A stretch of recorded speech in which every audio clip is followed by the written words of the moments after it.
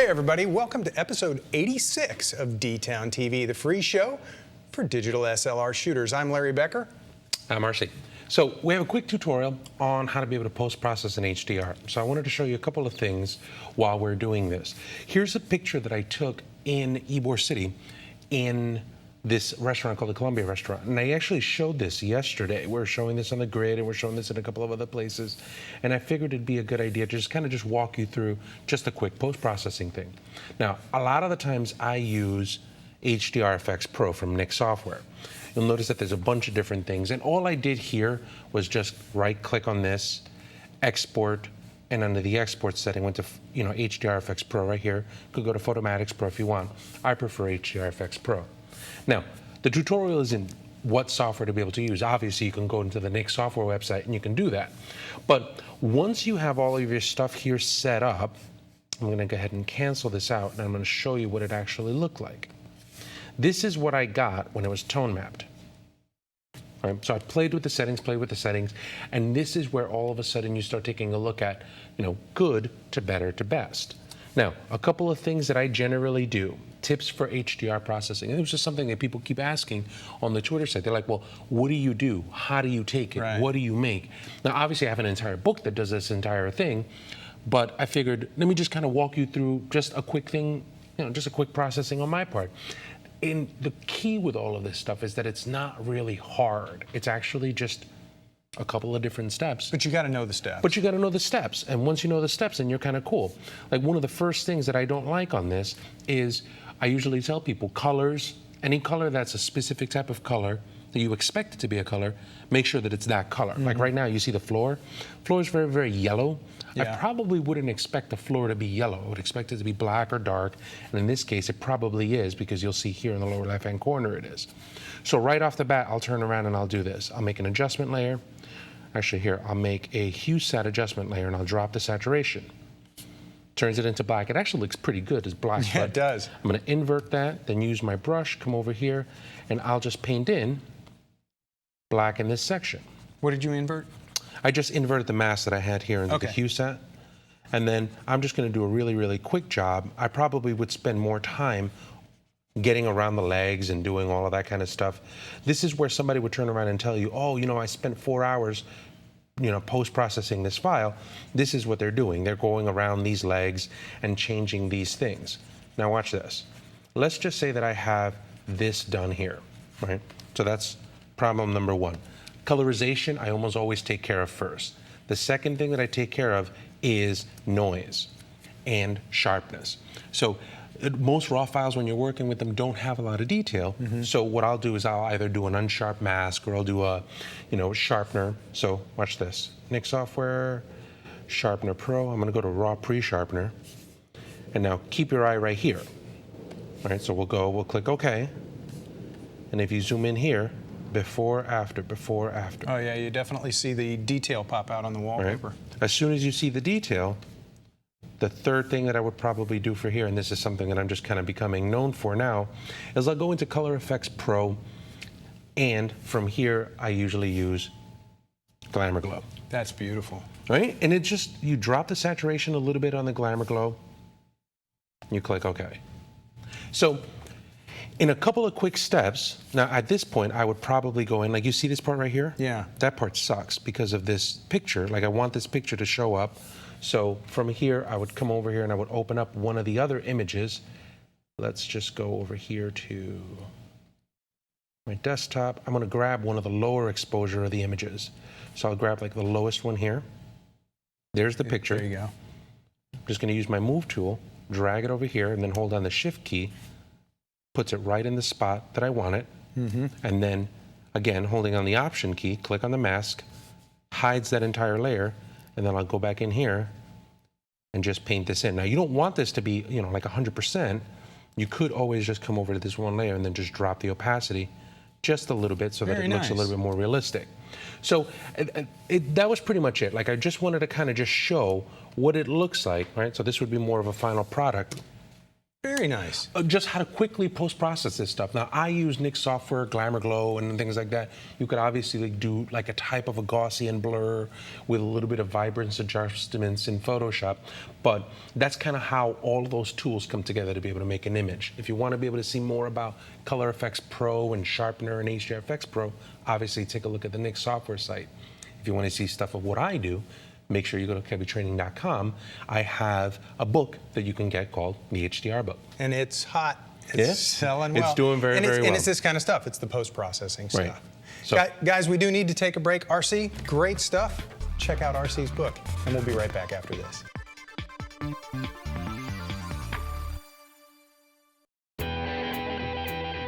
Hi, I'm Lisa Snyder King, and I am on a mission to teach the world to create better graphics. I like teaching you the practical side of both Photoshop and Elements, things that you're going to use day in and day out, mixed in with a little bit of Texas twang. So you'll come on down and join me at KelbyTraining.com.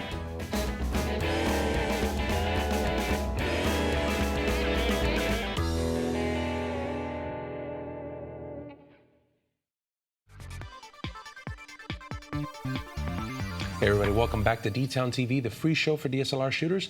Now, remember, all of the stuff that we're talking about here is over at Kelby Training. So if you want to be able to kind of learn more about post-processing, learn more about lighting, learn more about any of that stuff, make sure you check out KelbyTraining.com. Now, you have a cheap shot that talks a little bit about the free wire. Right. The wireless remote. Okay. It's kind of old looking technology, but people have been asking for cheap shots. We didn't want to let you down. Check this one out. Hey guys, I want to talk to you this time about what do you do when you set up your camera somewhere and you're away from it and you're pretty far away from it, especially in daylight when you can't use one of those infrared remote triggers or it's too far for like a wired remote trigger.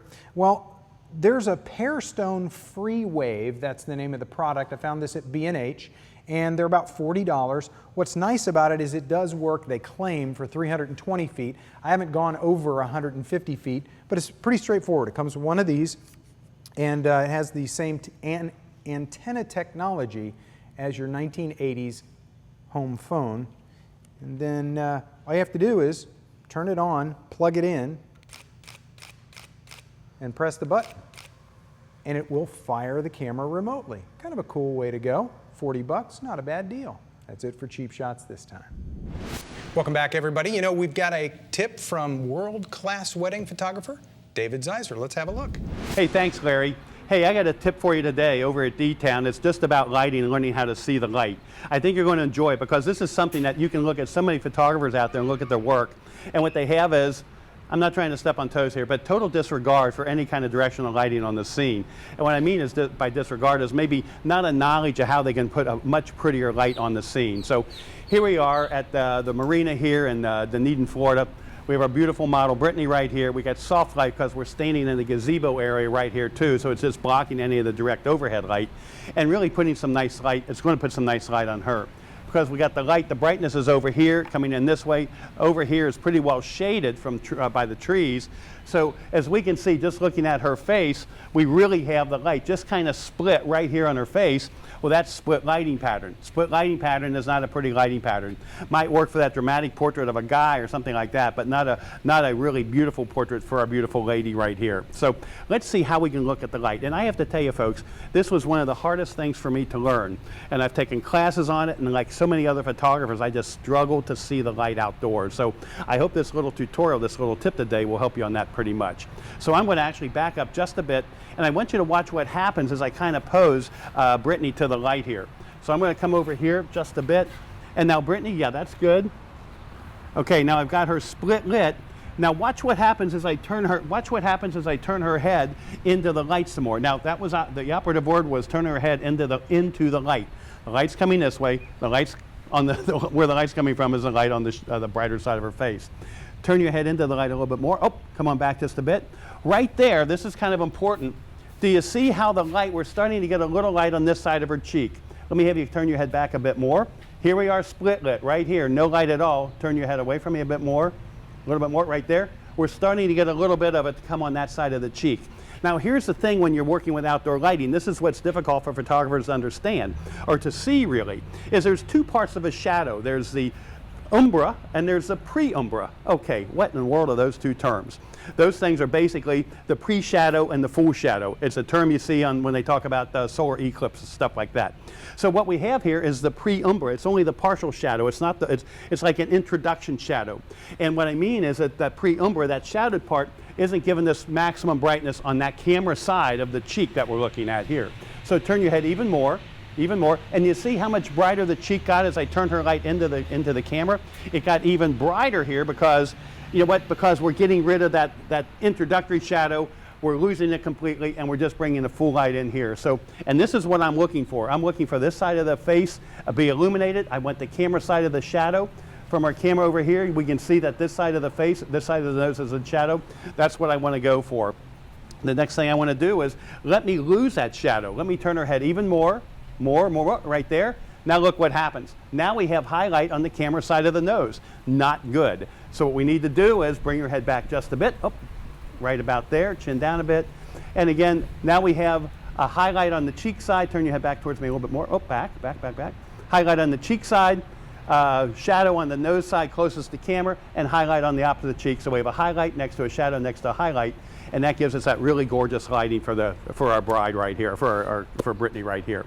So anyway, this pretty much wraps it up. I hope it gives you just a quick insight to how to see the light outdoors. Then go fine tune your pose, and you really got a gorgeous place to take a great location of your subject.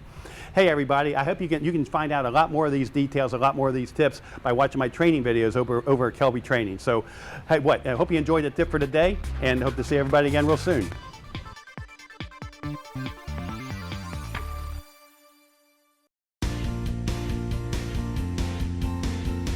Hey, I'm Jeremy Cower, and I hope you will check out my new class at kelbytraining.com. We talked a lot about locations and making the most of one location without having to go drive around to multiple places.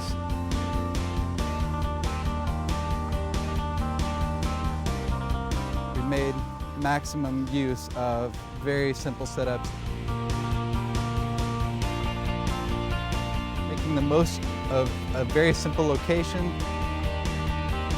We only used one light.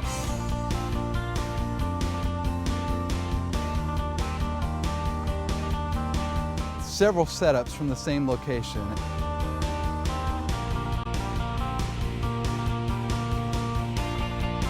I think you're going to learn a lot of cool stuff using minimal lighting, minimal locations with maximum output. So hope you enjoy the new class at kelbytraining.com.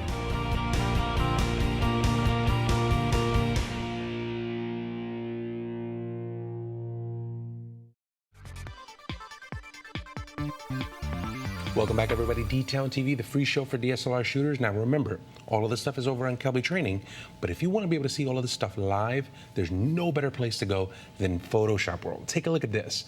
Photoshop World, September 7th through 9, 2011 at the Mandalay Bay Convention Center. This should be called the Photoshop that you are not going to miss. There's the instructors that are there. Absolutely amazing, absolutely amazing. This is what I want you to do. I want you to go over here and I want you to click on this sneak peek section. Take a look at that video. If you don't get convinced that to get on a flight immediately and go to Photoshop World, you don't have a pulse. You absolutely do not have a pulse. It's impossible. Take a look at this lineup. You have Gregory Heisler, Scott Martin, Scott Bourne, Vincent LaFerre, Ed Greenberg. You have Brian Hughes doing some stuff for Adobe. You've got Corey Barker, Matt Kostrowski, sure. Dave Cross. It's going to be absolutely amazing. Jeremy Coward's going to be there. We're all there. It's a big love fest. You know, one of the things, you have to go. One of the things that I hear, though, every once in a while, like my brother said, it took him several years to convince his boss to let him go. When he came back, his boss said, "When's another one of those things going to happen? You are so much more productive now that you've been there." So it's an amazing, energizing thing, and you come back with a skill set that you just want to use. It's great stuff. Yeah, I mean, it's like networking, education, fun, love. It's just, forget it. You have to go take a look at it. So what we're going to do here is I want you to go to watch this video. Right. Once you go watch this video, I want you to tell me something about the video. Go to the Colby TV website, go to the D-Town section, and in the comments, tell me something that you thought was interesting about that video. If you do that, we're going to pick a winner, and the winner is going to go to Photoshop World. You're going to get an all-expense-paid pass You're not going to get a flight nor a hotel. You'll get a full conference pass to be able to come join us in the celebration. But I every time it comes around, I'm always bursting over the fact that this is my favorite show to be able to do. I love doing it, and I hope to see you guys there. Now, that's a heck of a prize, right? I think it's going to be. I think it's going to be great. Sweet. It's going to be great. Now, you have a photographer to tell us about before we wrap up. I also have a photographer. That's right. So take a look at this. If you go to 500px.com, I want you to take out. I want you to go to 500px/CB photo. Actually, CB photography. Colby Brown. So I just met Colby actually at a Google Hangout, and he's a National Geographic photographer, and he's got some phenomenal stuff on here. So 500px is becoming that site where you go for inspiration, and it's like just the best of the best photographers are being showcased there. Colby's one of those guys. So take a look at this. Like, look at this, Teton landscapes. That's beautiful. Absolutely beautiful. It's just he's got phenomenal stuff. I think he's got great work and definitely a wonderful guy. So make sure you take a look at the stuff that he's got going on there. Thanks, RC. That's great. Welcome. Guys, remember, comments in the D-Town website and then on Twitter. He's at About RC. And you're over at Becker Biz. Becker Biz. So that's it, thanks guys. for stopping by, guys. We'll see you guys next week on another episode of D-Town.